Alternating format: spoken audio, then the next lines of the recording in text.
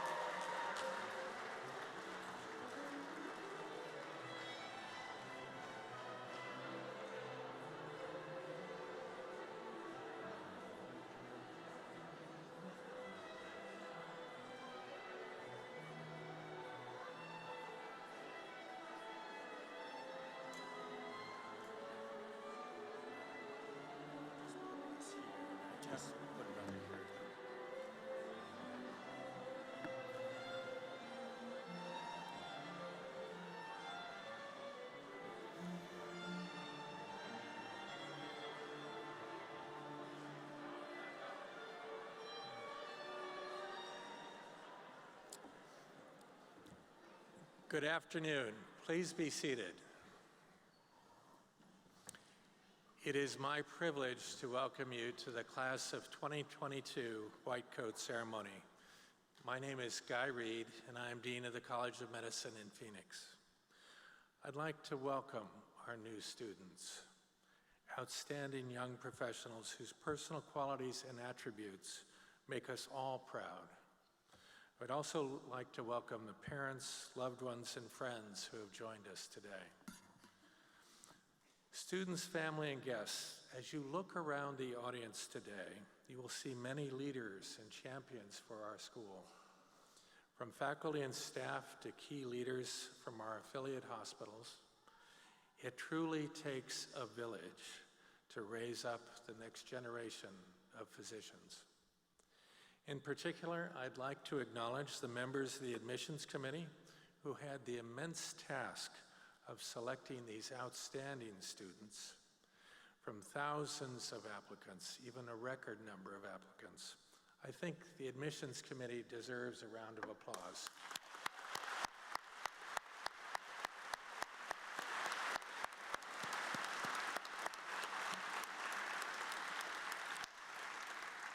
This is also an outstanding opportunity for me to thank the faculty and the staff of the college for all that you do.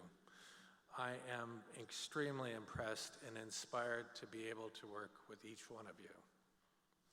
I'm now proud to introduce some of the college's most important leaders and indeed valued colleagues. Leaders, would you please stand when you hear your name and remain standing?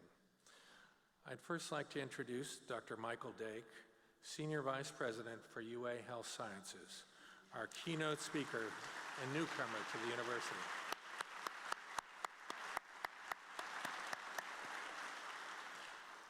Next is Dr. Alan Kahn. Dr. Kahn graduated from the college in 2013 and has been selected as our alumni speaker. Dr. Kahn.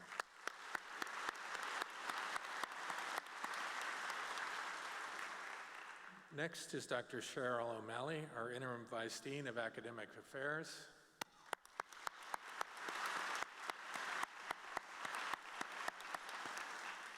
Dr. Susan Kaib, our Associate Dean for Student Affairs.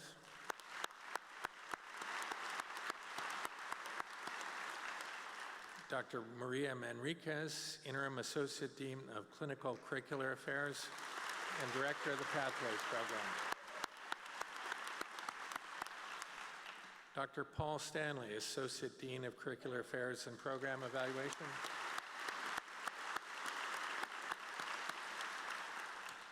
I don't think you know this guy, Dr. Glenn Fogarty. Yes, sir.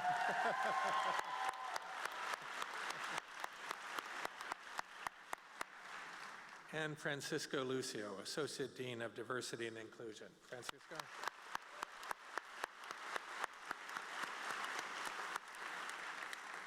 We would also like to acknowledge the presence of Representative Heather Carter, who has joined us today. We appreciate everything that you have done for our students in our college over many, many years. Representative Carter.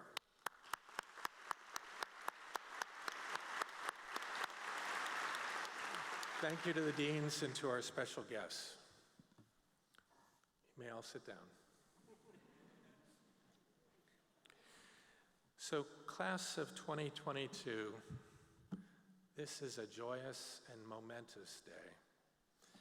The white coat ceremony signifies the beginning of a marathon journey of transformation from talented, carefully selected students into exceptional, skilled, highly educated, and compassionate physicians who are committed to improving health and to alleviating suffering.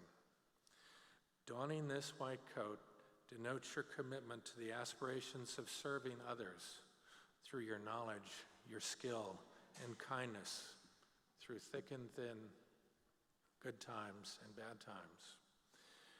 The white coat represents our commitment to a profession that is built on a foundation of science, inspired by humanism, and characterized by selflessness and the pursuit of a greater good. When you put on your white coat today, you show your deep aspiration and your commitment towards the noblest goals of our profession. When I put on my white coat, it reminds me of my sacred responsibilities, the role I have accepted, the commitments I have made towards becoming a better, more knowledgeable, and compassionate physician in the service of my patients. In most places, students wear short white coats, and indeed that's what you will get today. It signifies that they are learning to become physicians, while senior physicians wear a long white coat, signifying their greater knowledge.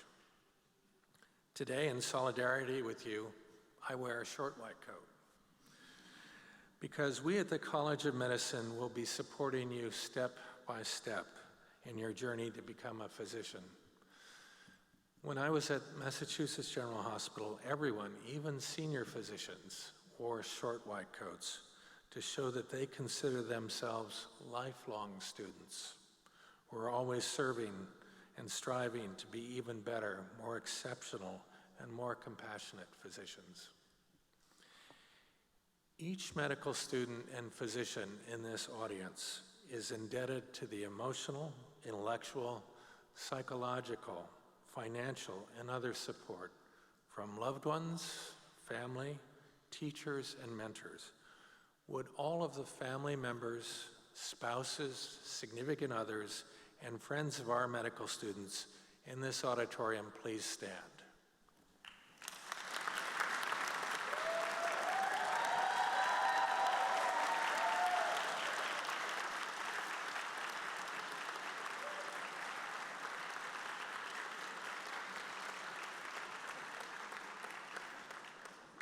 We are enormously grateful to all of you for your unwavering support of these students. It is important to remember that we are all here because of the support of the people of Arizona, of the Arizona Board of Regents, as well as specific donors to the College of Medicine Phoenix, whose financial and institutional support has made it possible for you to grow in your education, your professionalism, and commitment at this great young College of Medicine. People believe in you, and they are counting on you to make a difference in Phoenix and the rest of Arizona, and to make it a healthier place for all. We also owe a great debt to approximately 2,040 faculty members who are represented by the deans on this stage. Our mission at the College of Medicine is to improve the health of Arizonans through life-altering medical education, science, and patient care. This extraordinary group of teachers has committed themselves to guiding you through this transformative journey. I'm pleased to announce that the white coat that is being presented to each of our students today has been sponsored by an individual or an organization or one of our 9 clinical partners. This is a wonderful indication of the support of the Phoenix community and how it values our students and the work being done by the college. With the exception of those who requested anonymity, approximately 100 sponsors are acknowledged in the program, and there is a note in each student's coat identifying their sponsor. Please join me in thanking each and every one of our sponsors for their generosity and the thoughtful statement sent to our students.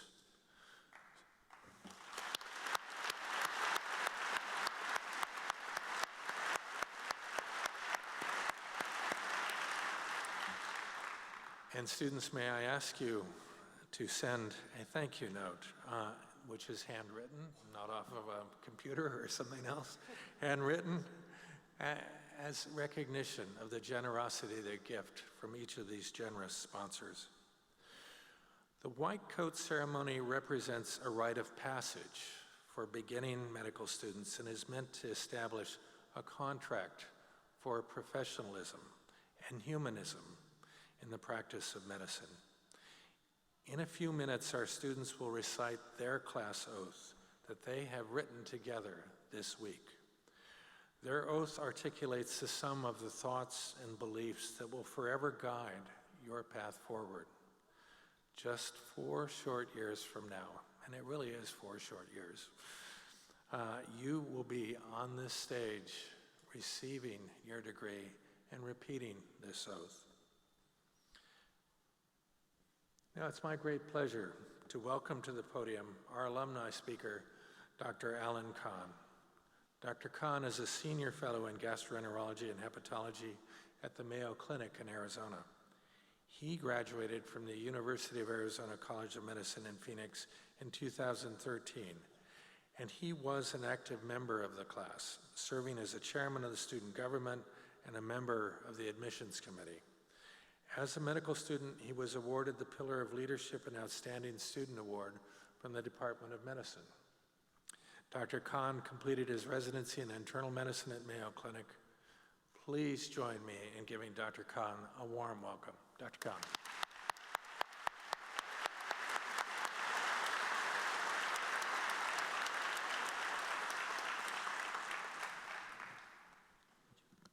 Thank you, Dr. Reed. I want to thank Dr. Reed as well as the rest of the administration, the leadership, the rest of the platform party. I think it's a great testament to the leadership and the culture of this young institution that we continue to involve our alumni in these important events, and I myself am a very, very proud graduate of this institution. Class of 2022, I'm so delighted to celebrate this occasion with you. Let's first take a moment to congratulate you and appreciate all that it's taken for you to get to this day. So I know we've all clapped a lot already today, but can I get one round of applause for the class of 2022?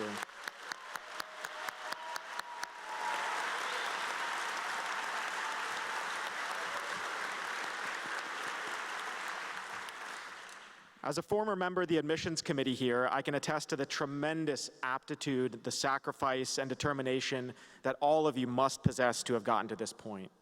Today you will wear the physician's white coat for the first time, and in doing so, you will proudly join the field of medicine, and I will never forget that feeling.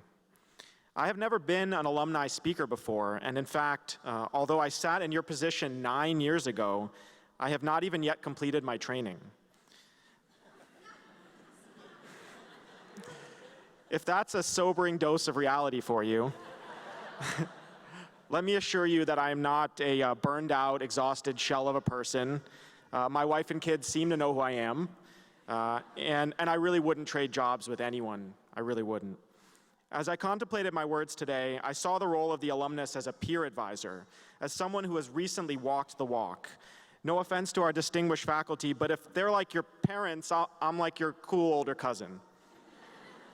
So with that in mind, let me share some insights and offer my advice as you embark on your journey through medical training. Residents and attendings, present company excluded, love to tell you how easy your preclinical medical school time was and how good you had it. Don't listen to them. Recognize how challenging this time will be and allow yourself the personal latitude to occasionally feel stressed out and overwhelmed. Don't assume your prior learning strategies will automatically translate. They may not, and that's okay. Explore new learning styles and don't underestimate your role as a teacher for your classmates. Take care of yourselves and each other. Realize that your medical school classmates are some of the best friends you'll ever make. I still stay in touch with my classmates, I see them frequently, and they are some of the best support system I have in my career. Exercise regularly, hike, cook, take trips. Build the balance and time management techniques that will serve you when what used to be called the weekend is now called a golden weekend because it's that rare. If there's one piece of unifying advice I can give you to carry you through your entire training experience, it's that attitude is everything. It sounds very trite because you've heard it before, but you would be astonished at the difference that it can make. And it is precisely at the most difficult times that your choice of attitude will distinguish you. I use the word choice because your enrollment in medical school will cause you to relinquish many aspects of control over your life, but attitude is 100% up to you. So when you're up late attempting to study a seemingly infinite amount of information, and your spouse or family member comes to you to vent about some issue at their 9-to-5 job, you can choose to dismiss their issues as smaller than yours, or you can choose to stop, attend to their needs, and show them that you care without comparing. When you're exhausted at the tail end of a 24-hour call shift, and a nurse pages you to double-check an order or ask a clinical question, you can choose to lament the redundancy of their action and bark your approval at them, or you can choose to thank them for helping to safeguard your patient and patiently explain until they understand. When you're in clinic and a friend or loved one is expecting you at some social gathering and they're texting you, "Are you coming? Are you coming?" But you're alerted to a patient who's concerned about what you know is a simple test result, you can choose to quickly and curtly describe the result, or you can choose to treat that patient as your top priority and make sure they have a comfortable understanding of the finding. These are just a few examples, but your attitude as a physician will be challenged every single day, I promise you. And I am far from perfect. I've not always taken the high road, but I know that I wake up every morning and resolve to try. Medical knowledge, technical skill, these things will come with time and training, but you can master your attitude from day one. Finally, let me leave you with a story and a last piece of advice. When I was a third-year medical student, my wife and I went out to dinner with some of my classmates and afterwards sat down at home to talk and relax. And my wife, who is not a doctor, by the way, turned to me and said, "You know, I love you guys, but med student get-togethers are insufferable. Have you ever listened to yourselves? You think you're better than everyone, but you're not. It's just a job." I was speechless. She was right. We had heard so many people tell us about the noble calling of medicine, the privilege and honor of our career, all of which are true, but we had completely missed the message. I'm a Mayo guy now, even though I'm a U of A guy, and I can't help but quoting the Mayo brothers and their father, so I will quote Dr. William W. Mayo, the founding father of the Mayo Clinic, who famously said, "No one is big enough to be independent of others." This message is literally written in giant letters in the wall of the hallway that I use to enter my office in the morning. It reminds me every day of the critical importance of humility.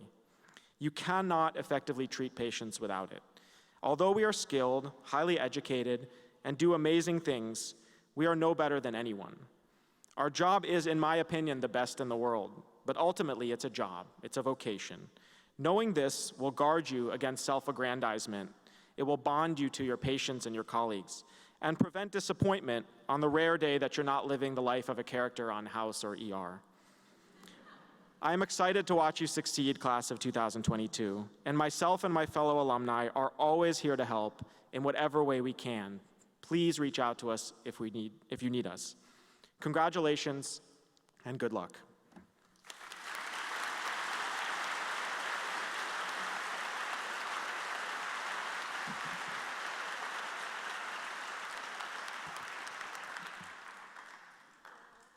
Dr. Khan, thank you for your insightful words. It is my pleasure to give you this plaque as a token of our appreciation. Thank you so much. You're welcome.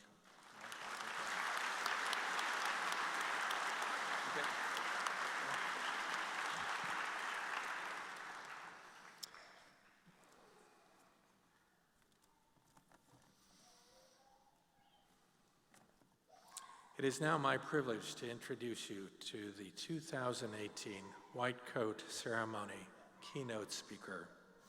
Dr. Michael Dake is a relative newcomer to the University of Arizona, yet he plays a pivotal role in the continued growth of the College of Medicine Phoenix. As Senior Vice President of UAHS, he leads the integration of undergraduate and graduate education, research and clinical activities, and all other activities for UA's health colleges and their clinical partners. He arrived last month from Stanford University, where he was the Thelma and Henry Delger Professor of Cardiothoracic Surgery, and he directed the cardiac catheterization and angiography labs at Stanford Medical Center.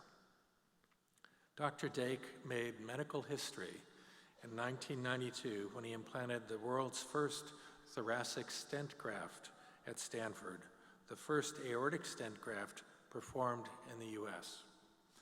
He is internationally recognized as a physician, healthcare educator, and innovative medical researcher. Ladies and gentlemen, I am honored to welcome Dr. Michael Dake to the podium.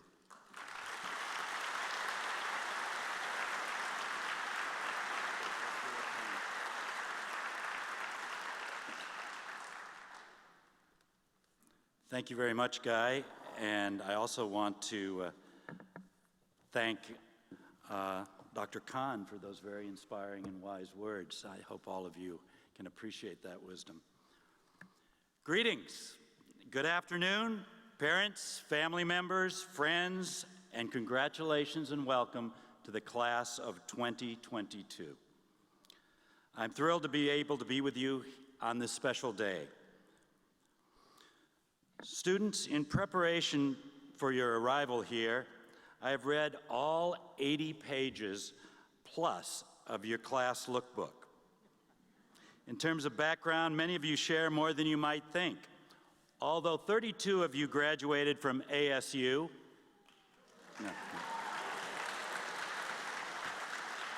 and 30 from the U of A,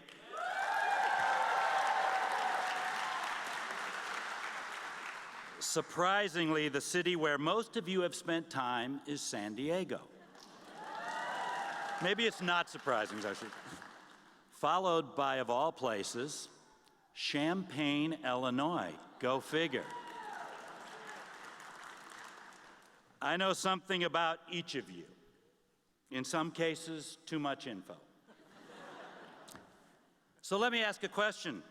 Mike, what do you mean? I'm glad you asked that. I'm going to give you a few case-based examples. Jordan Y., don't worry, I agree with you. I think you're funny, or at least what you do is. Kyle R., trust the process. I'm betting the A's will be there at the end of the season, and your rough life will be over. Michelle P., you just gotta love Mountain View. I'm with you on that. Julie T., your origami scorpion is insane. Cooper M. I'm from the Bend, so after you get your white coat, we can go out to Corby's and have a beer. Samir K. Go Raiders! Melanie S. Zingerman's Deli is truly the bomb. I agree with you. I bet you're trying to figure out how I knew that, aren't you? You know, Maya P. is nuts about the Bears, and Joanne N. is crazy for the Blackhawks, and Anthony C. is so in love with the Cubs that he married one. Get together. You're a study group made to be. And finally, Scott L. Be woke, man. TMI, R.E. Julia, but I would like to meet her. Okay. You know what I'm talking about. Okay. In the end, we're all unique, but also we have something in common. All of us are poised on the threshold of a new beginning. We both have been on the job for less than a month. Actually, as Dean Reed said, 2 months for me. I have 4 weeks on you. Consequently, we share the excitement, anticipation, and anxiety of stepping into an adventure and the unknown. Today marks a metamorphosis for you, celebrated by this white coat ceremony, first initiated by Arnold and Sandra Gold in 1993 at Columbia University. The ceremony recognizes the beginning of a transitional process in your life, from student to scientific healer. But more importantly, it is meant to instill the virtues of caring and compassion and emphasize their values in doctors.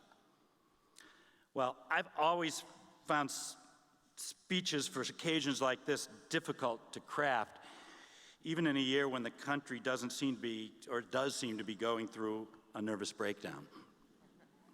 After all, no one's here to hear me, but it's particularly hard to craft a message for people like you, because you're what my grandmother called the smart ones, the children of the 95th percentile, the men and women of the top decile, accustomed to high test scores and high hopes. For every one of you 80 sitting there, awaiting your white coats, there were 86 unsuccessful applicants to this class. You are the people who make checklists, who come up with plans, who are invested always in the right answer. I know this because I'm one of you. And this is what I've learned, and often with great difficulty. The checklist should be honored, mostly in the breach. The plans are a tiny box that, followed slavishly, will smother you. And the right answer is sometimes the wrong answer. The fact is, the world's changing rapidly. The future is not as predictable as it was for me at your age. When I was in medical school, there was no white coat ceremony, but the past flowed linearly into the future with an expected trajectory.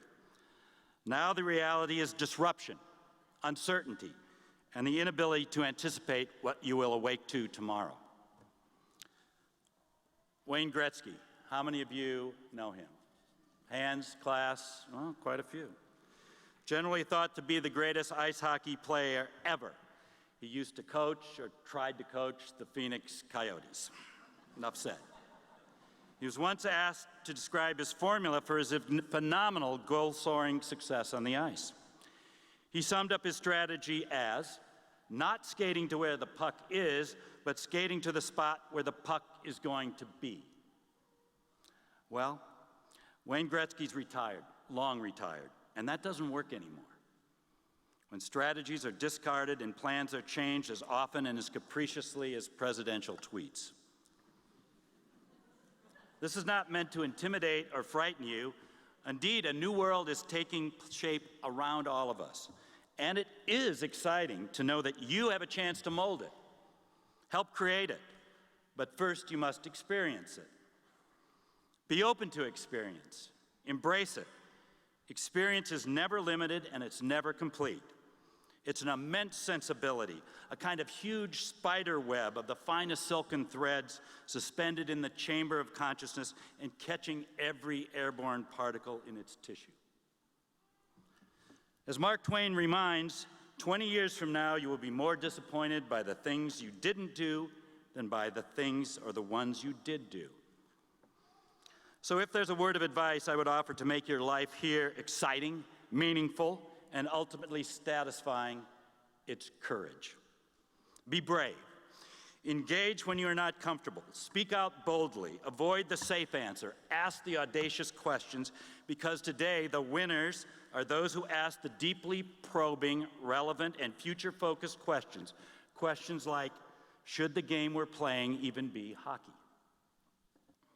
What are the public names you recall sitting there of those people who did exactly what was considered the right thing, who followed the template, who met the expectations? You cannot come up with one of them, because the people who we admire, the people whose names we carve into cornices of buildings and see on the cover of books, are deviants in the best sense of that term. The right answer was sage. The wrong answer that no one else came up with or followed or believed in was transformational. You say to yourself sitting there, I cannot expect to be Bill Gates, Oprah Winfrey, Frank Lloyd Wright, or Albert Schweitzer, Marie Curie, Albert Einstein, William Osler, William Halstead, Alexander Fleming, Michael DeBakey, or Judah Folkman. But what you can embrace is a life that feels like it belongs to you. And that requires courage, not compliance, passion in lieu of simply plans. Smart is good. Smart and hardworking is really good. But smart, hardworking, and fearless, that's the hat trick. Caution is nothing but fear dressed up as common sense.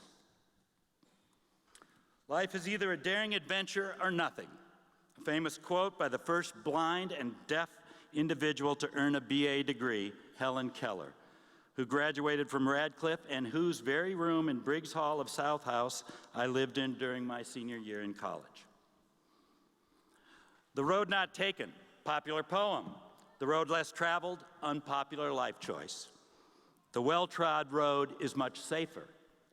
But I tell you absolutely that the most terrifying choices I made in my life, and the ones that the other people saw as foolhardy, are the ones that brought the greatest rewards and satisfaction. Because of some strange little voice inside, I zigged where I was expected to zag, and that made all the difference. I grew up in rural Indiana. My parents were both public school teachers, taught me honesty, truth, compassion, and how to care for people. Also, they encouraged me to take risks, to boldly go. They taught me that the greatest danger in life is not taking the adventure. Make no mistake, we parents out there, we've known fear on your behalf. We grew up with a simple question. Our children would do better than we had. Many of my generation feel that doing better is not in the cards for you. We feel chagrined that you won't inherit the luxury SUV, the country club McMansion, the corner office, and that you won't do better than we did. But you know what? You are going to define what doing better means and doing it better than we did. Because a few people who see race and ethnicity, sexual orientation, and gender identity as attributes and not stereotypes, you will have done better than us. If those of you who are male recognize in every way that those who are female are capable, equal, and human, and live that in the way you behave every day, you will have done better than us. And on a more personal level, if you as a group ditch what has somehow become the 80 to 100-hour medical work week and return us to a sane investment in our personal and professional lives, you will have done better than us. Those of my generation have worked hard to pass on a better world. But we sometimes made a grave mistake in thinking that doing better was mathematical when it's actually spiritual. Last week, when I was walking through the parking garage, of all places, at Dignity St. Joseph's, I was reminded of one of my favorite quotes by the great writer Henry James. 3 things in human life are important. First is to be kind. The second is to be kind. And the third is to be kind. If you follow these words in public service and private life, you will have done better, because we have today a world with too much of the kindness leached out of it, that's too often mean-spirited, that seems to have lost track of the most valuable verse from the New Testament, the one about loving your neighbor. Too often more focused on being a good consumer than a good citizen. Perhaps that's because we've forgotten to be kind to ourselves. The right answer about how we should be, how we should behave, is today so often a punitive one. We should be thinner, richer, slicker, sure. We should be tougher, harder. It's all nonsense. I can assure you that when I look back over my life, thin and rich will be the two of the last things I really care about. Loving kindness, as Buddhism calls it, is what matters. That's what lasts. That and giving up on the right answer. In our line of work, academics and medicine, the honorable creative failure is infinitely more important and useful than the careful little connect the dots project. You're lucky people, all of you. Most Americans will never get the kind of education that led you here. And now you're poised to enter a whole new realm of knowledge, exposed to a vast fund of diverse educational experiences. Fortunately, on your journey to our College of Medicine, you have learned how to think. I don't mean by this that you have mastered the ability to process, retain, and apply vast amounts of new information and data. I'm sure that you perfected a default routine to efficiently do what was needed during your college years. No, what I mean and what I hope you're beginning to realize is that learning to think really means how to exercise control of what you think. Many of the facts, concepts, and, quote, truths you will be exposed to during the next few years at the College of Medicine will be obsolete by the time you graduate, and 4 years goes very fast. And certainly out of date 10 years after you leave us. But many will not. Many will stay with you the rest of your life, remaining as relevant and critically important to you as the day when you first encountered them here. Your current job from now on is to efficiently choose which is which.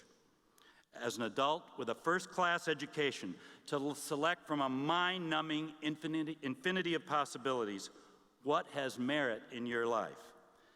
Because the capital T true is that from now on you get to consciously decide what has meaning and what doesn't. And for all of us, this is one of the big challenges of life.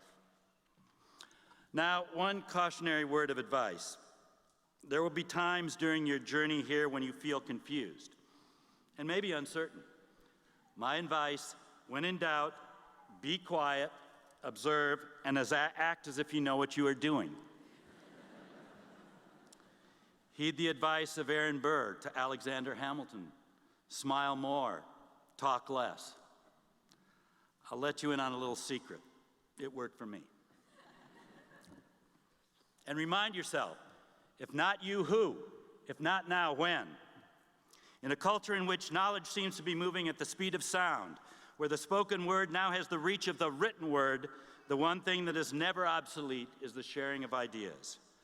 The programs you're engaged in here gather people together to test those ideas and ask those questions that matter as we try to make sense of why the world is changing and work out how to prepare for the future. In these conversations, it's so important that we continue to create and sustain a diverse, inclusive environment that allows people from different backgrounds, perspectives, and values to contribute, flourish, and thrive. Undoubtedly, the pace of change is rapid. Thinking outside the box is essential, but don't be intimidated. The potential impact of your work is enormous. It's audacious to invent, it's audacious to dare, and it's audacious to care, and to live that caring conspicuously. Playing it safe is a slog. Taking a chance is getting on a skateboard. When you come up with a checklist, job, check. Spouse, check. Home, check. Don't forget to ask yourself, are these the things I really want, or is each one of them what I assume I ought to want? The difference between these two is the difference between a life and an existence. T.S. Eliot, only those who risk going too far can possibly find out how far they can go.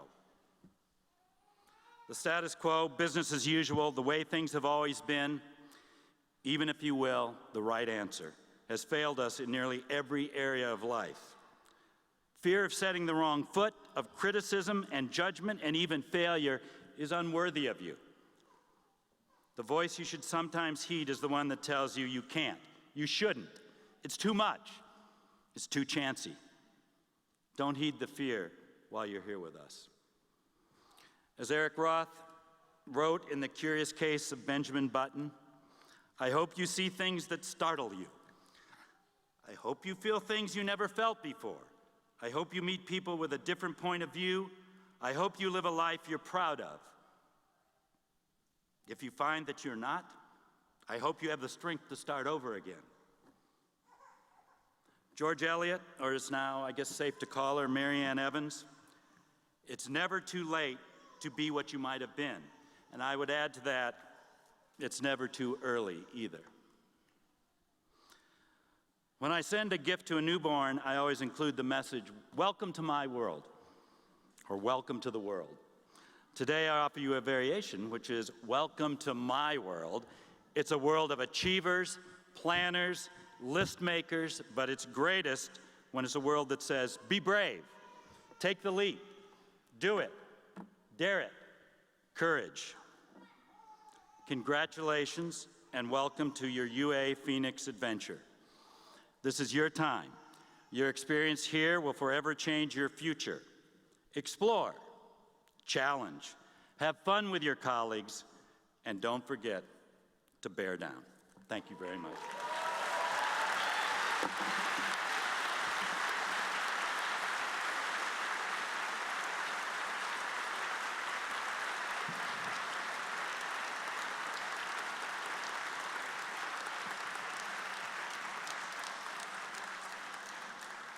So, Dr. Dake, I have to say thank you for those inspiring and audacious words. Here's a flag. Thank Wonderful. you very much. Congratulations.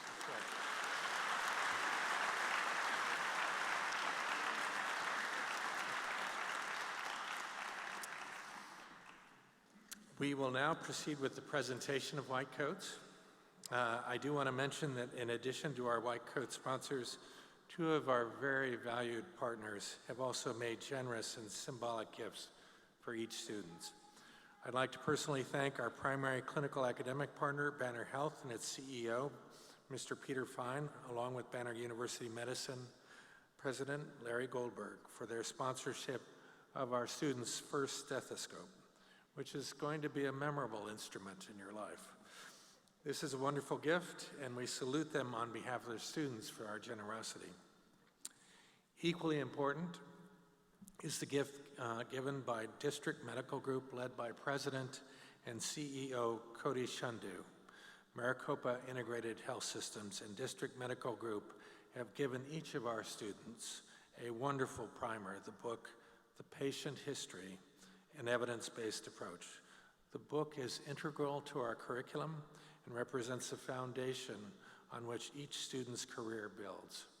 I thank both organizations for their impactful contributions to the lives of our students. I know Dr. Chundu is here, and I don't believe Peter Fine or Larry Goldberg are here, but thank you very much.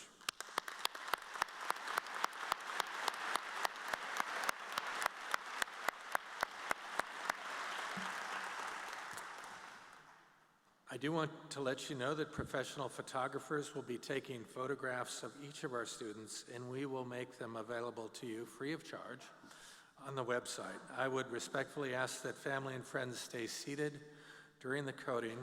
However, you may cheer, and that is definitely allowed and encouraged. I would now like to invite Dr. Glenn Fogarty, the Associate Dean of Admissions and Recruitment, to start the coding ceremony and ask that the platform party take their choices.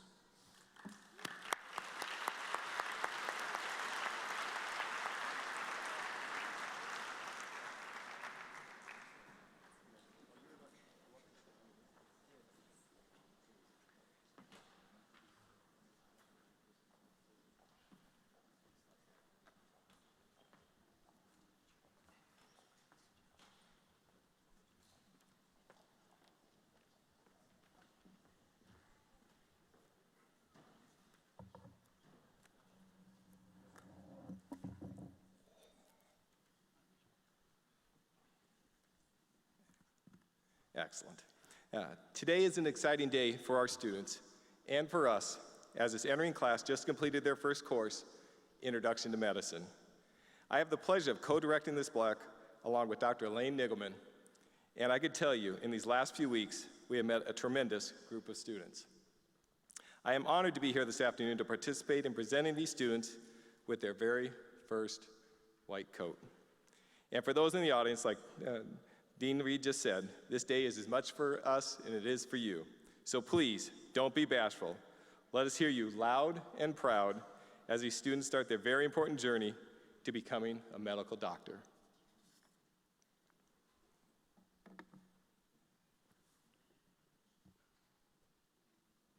Hamed Alatar.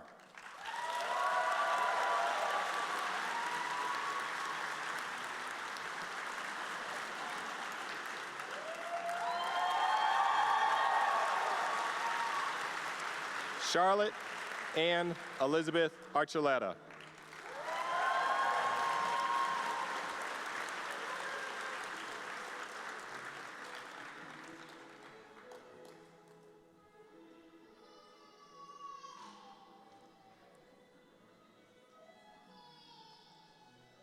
Michelle Marie Arnold.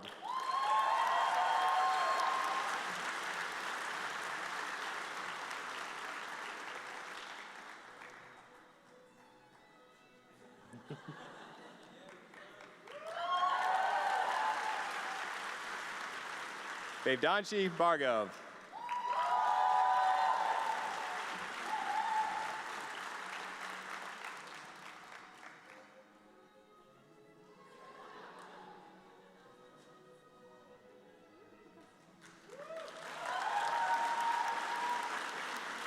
Tyler Matthew Bien.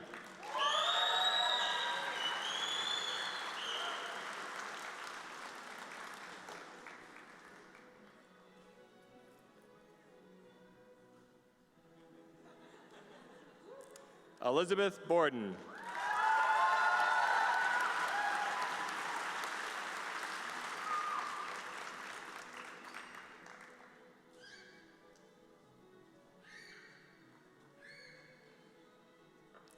John Raymond Broderick.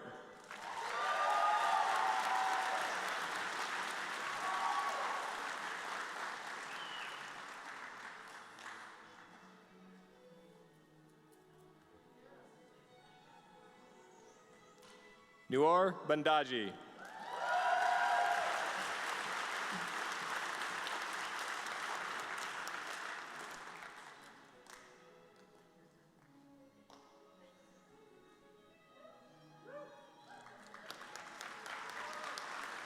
Megan Sierra Cadigan. Wow.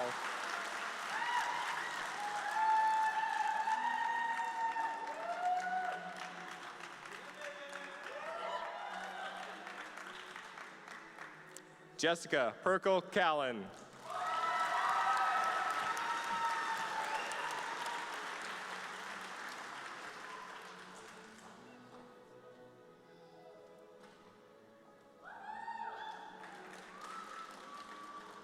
Hong Chen.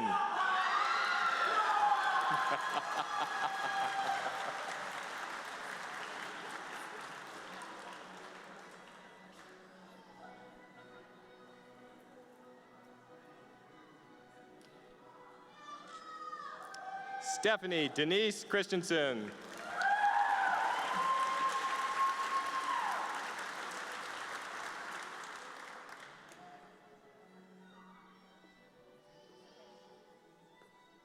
Paul Cronius.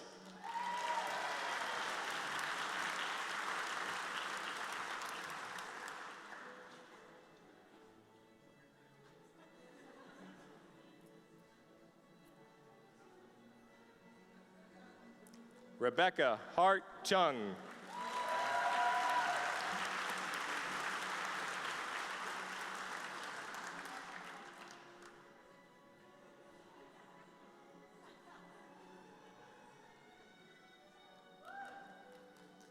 Connor Clay.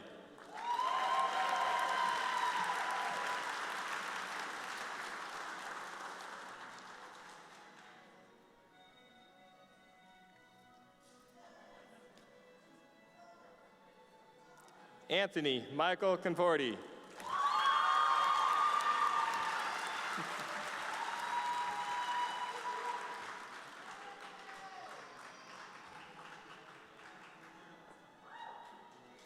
Marion J. Dawson.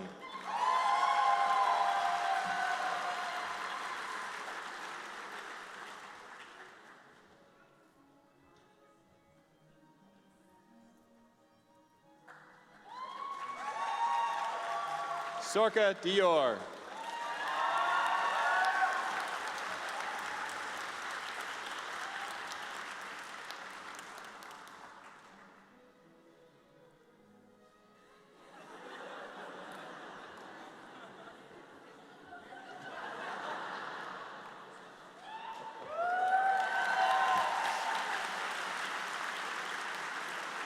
Christopher Donetso.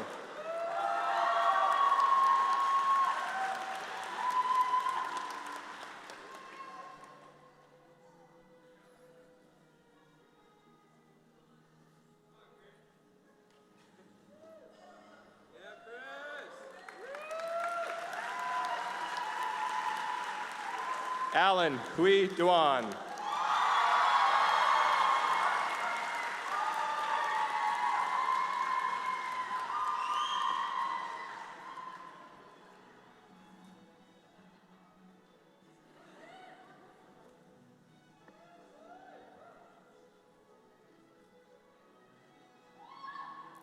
Dara S. Farhadi.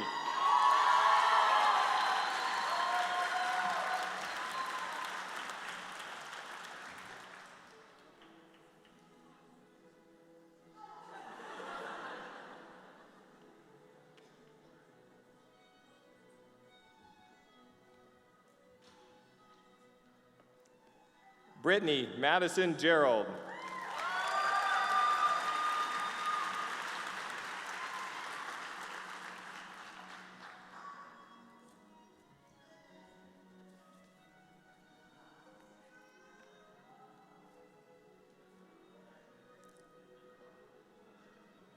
Julia Eleonora Gehring.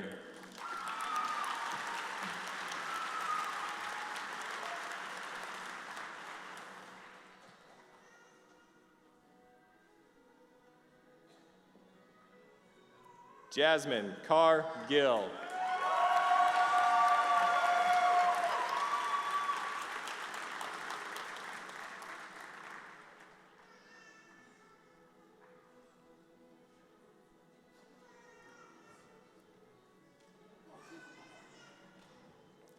Claire Elise Grayson.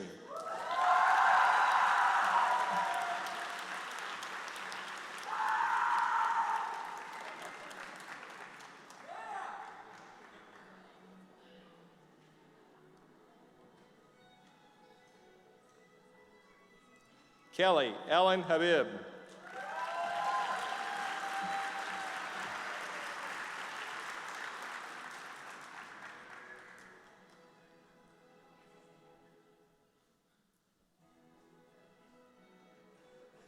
Allison Lee Hansen.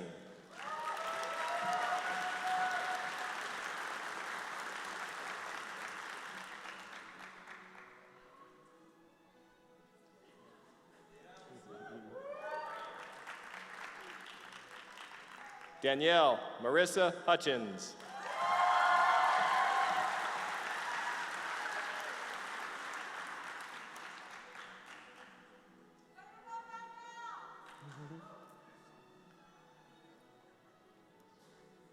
Amir Kabarange.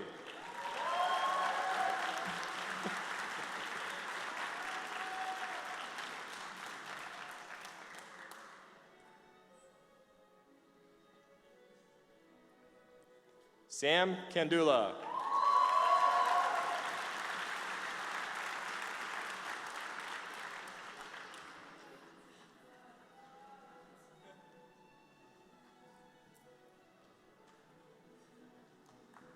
Haley Kiernan.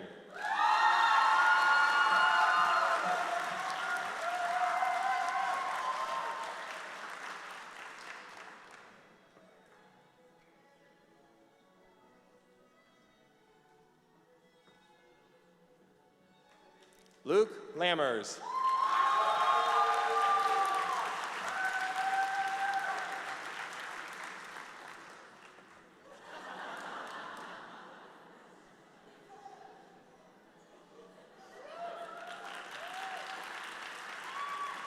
Jesus Abraham Leva.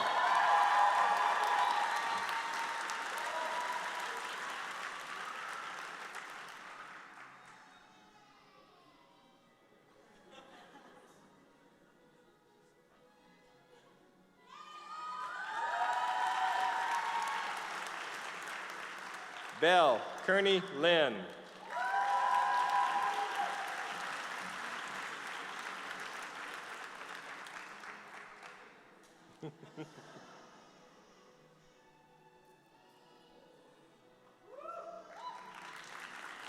Scott Matthew Litton.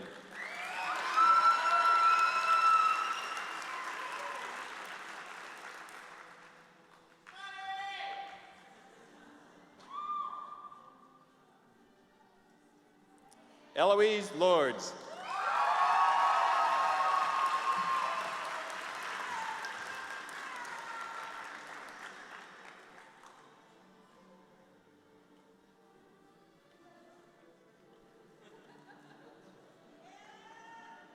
Alina Maria Martinez.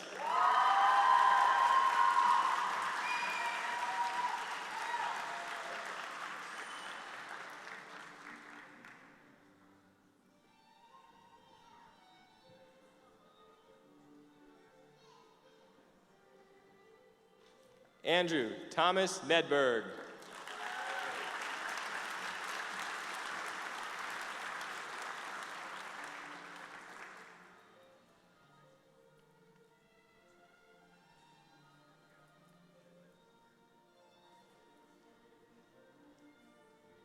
Christine May.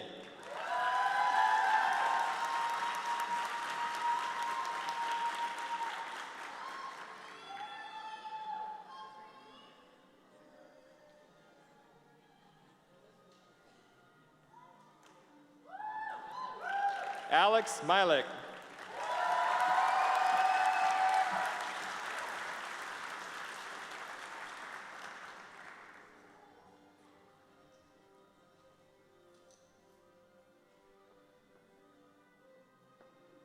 Christopher Cooper Munhall.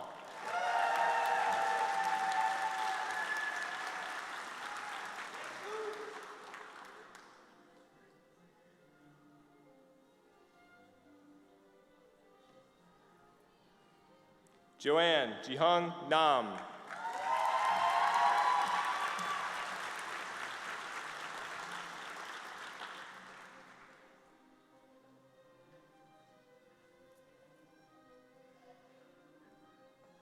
Joseph Neely.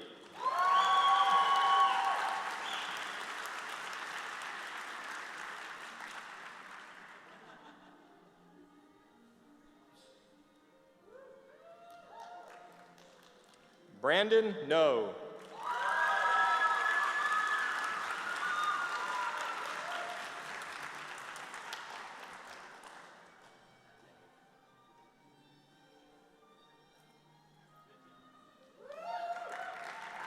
Diep Nguyen.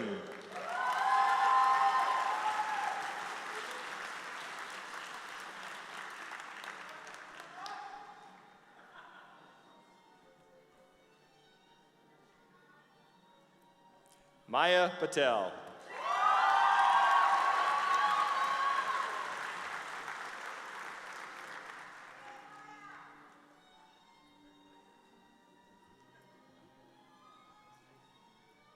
Nicole Peters.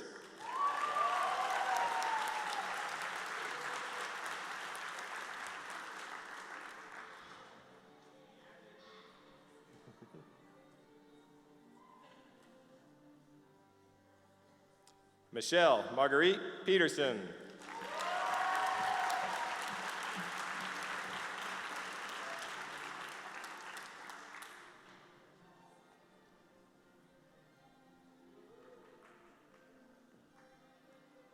Sarah Mona Fitzner.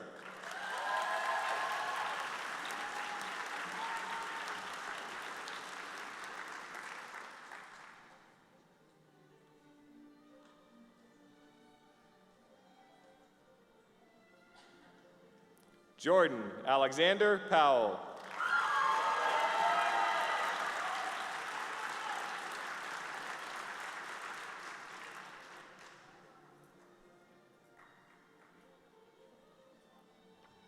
Mary Beth Putz.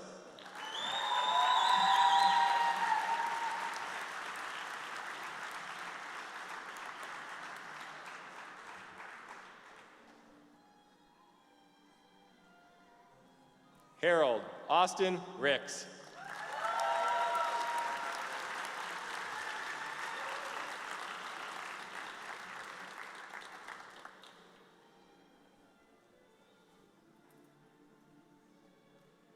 Kyle Rowe.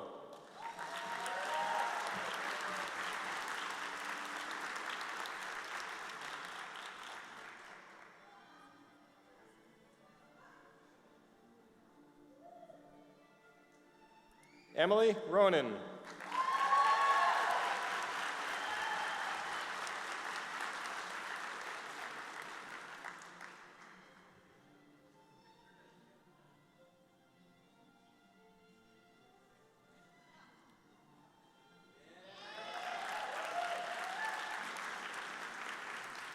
Monica Sadu.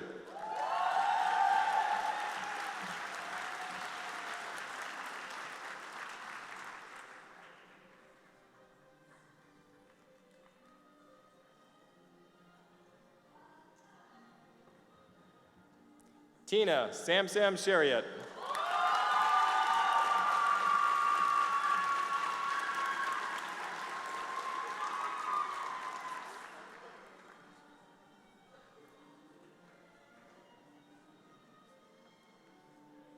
Jesus Sandoval Macias.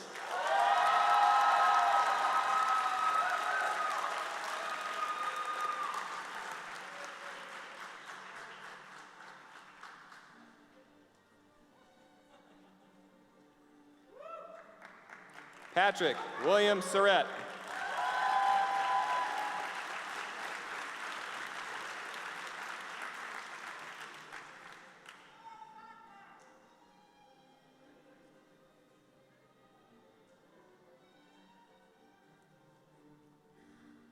Melanie Schrader.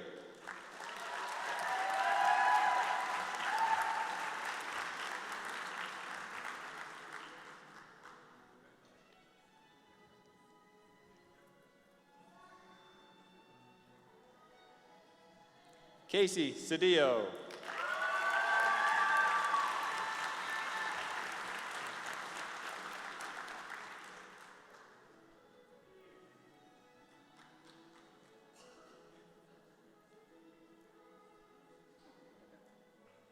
Megan Diane Sluga.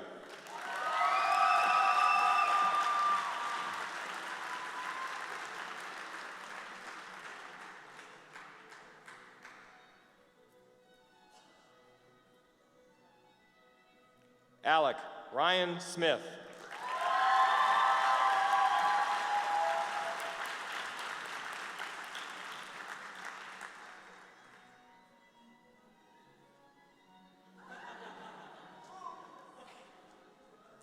Catherine Claire Spencer.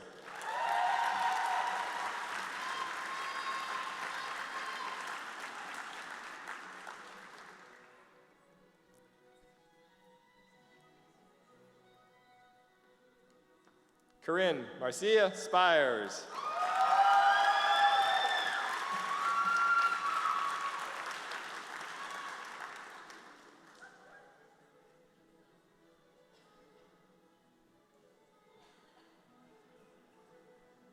Connor James Swenson.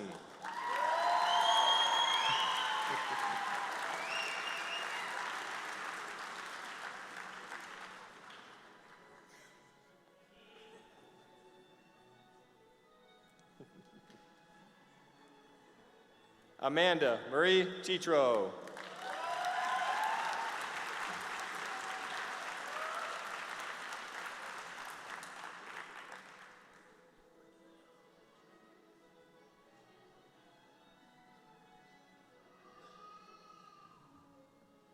Julie Coy Tran.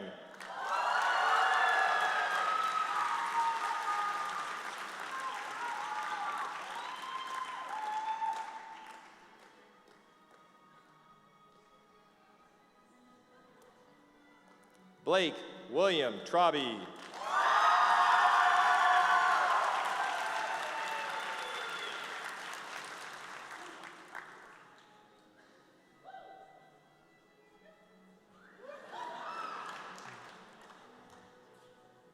Allison Nicole Tucon.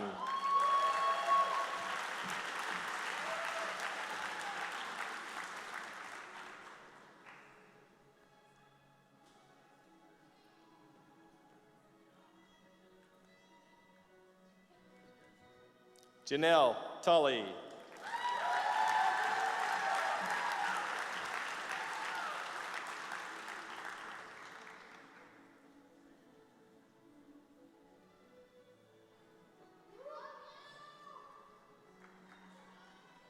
Niraj Vij Jr.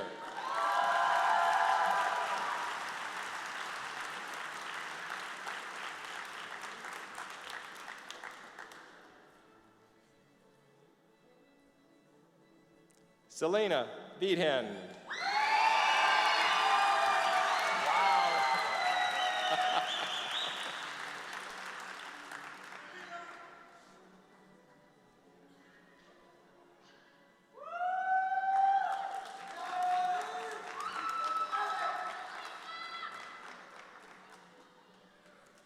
Brendan Kent Warner.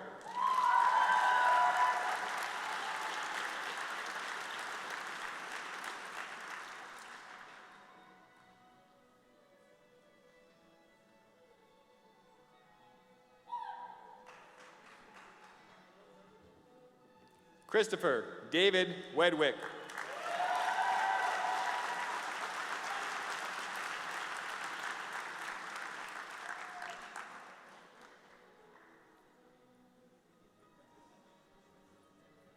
Nolan J. Weinstein.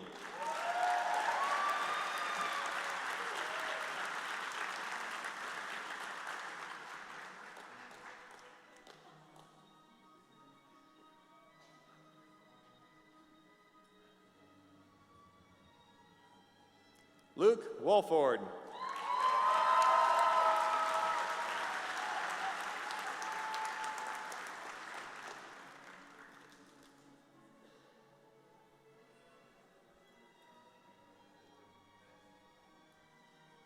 Christina Yancey.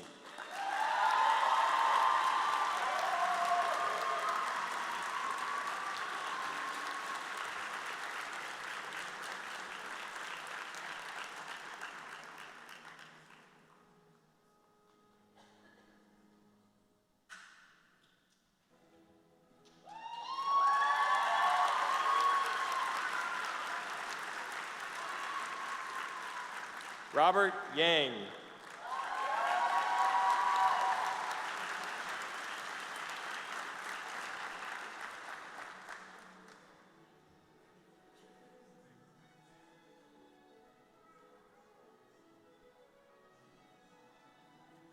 Christopher Jordan Jurgensen.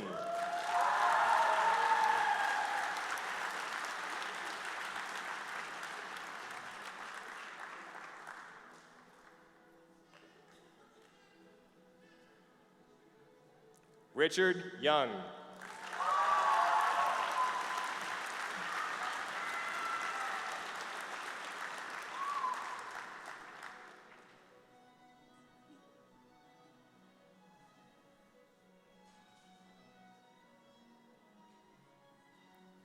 Sakana Zeddy.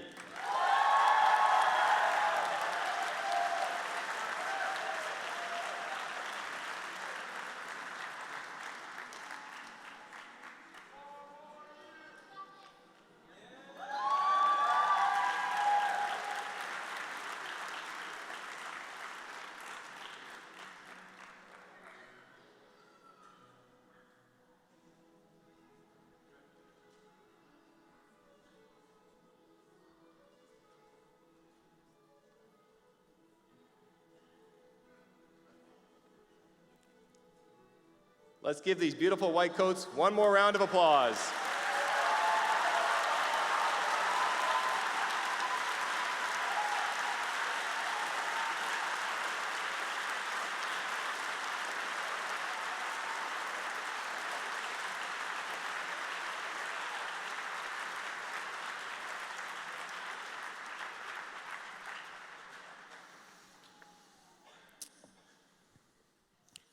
class of 2022 has spent the last several days crafting their collective class vision and mission statement, how they envision their role as a physician and leader in society. This is your class oath. Students, would you please rise, face your loved ones, and share your class oath.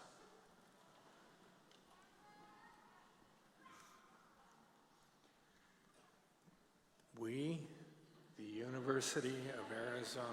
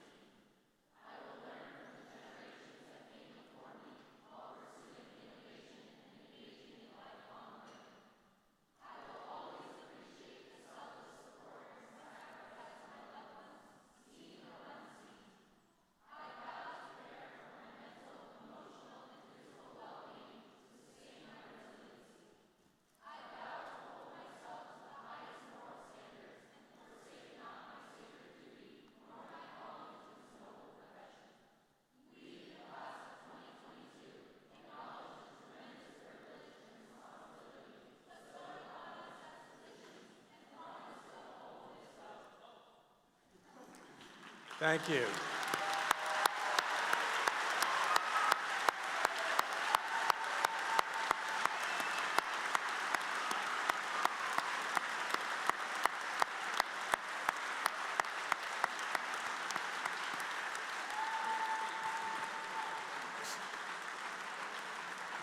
Students, will you please take your seats?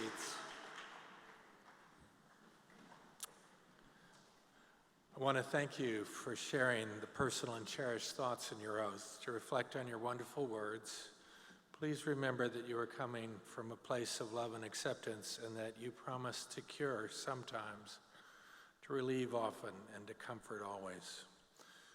4 short years from now, you will be back on this stage, graduating as new physicians. At that time, you will revisit this oath once again. Everyone at the college and in the city is excited to get to know you and to work with you and to assist you. You are our future. Before we part for the evening, may I ask to have the class of 2022 stand for one last time so we can acknowledge them for one last standing ovation.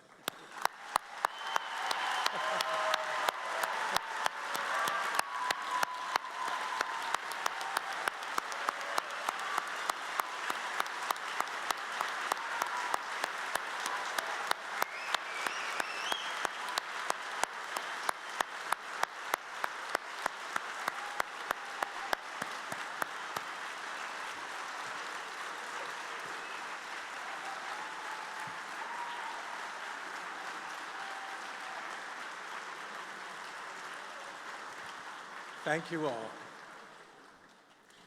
In closing, I would like to sincerely thank Dr. Dake and Dr. Khan for contributing so eloquently and provocatively and thoughtfully with such inspirational words today. Thanks to the individuals on the planning committee, led by Patty Hamilton, Tim Neal, and Sheila Maddox, our media productions team, led by Aldolfo Navarro, and many, many, many more, for making this event such an enjoyable occasion. A few housekeeping matters. We ask that you remain in your seats until the students and faculty have recessed out of the hall. You can meet your student in the lobby where a light reception and a photo booth is there to follow. The professional photos taken throughout the ceremony will be provided post-event on the college's website, as noted in the programs. Again, congratulations, class of 2022.